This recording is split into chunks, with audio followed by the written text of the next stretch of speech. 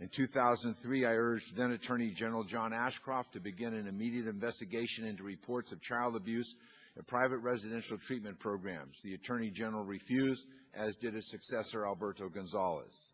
I also then wrote Secretary of State Colin Powell asking him to investigate the treatment of children in facilities located overseas but serving American children and operated by U.S. companies. Secretary Powell's response was insufficient. I've asked the Treasury Department to take a look at them. I asked the State Department to take a look at them.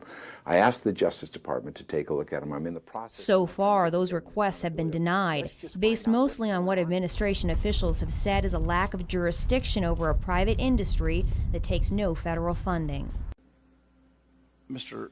Cooch, you talked about 8 instances of death.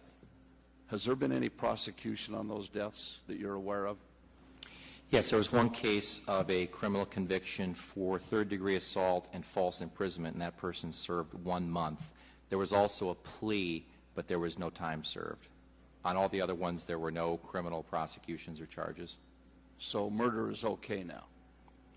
I mean, how, listening to just what you said about it, I can't even understand how we don't have 8 people in jail for murder in those instances. How do you possibly not have? I agree with you. It's very difficult to look at this and wonder why there's not more criminal aggressive effort in this particular case. There was a lot of civil activity, lots of civil settlements, but that doesn't fix the problem with the people who were doing the abuse. And the real issue, I think we talked about your last hearing, these people are moving around, so who knows what program they've moved to next. And but you have a there's death. No trail then. I mean, you know of a death. Yes.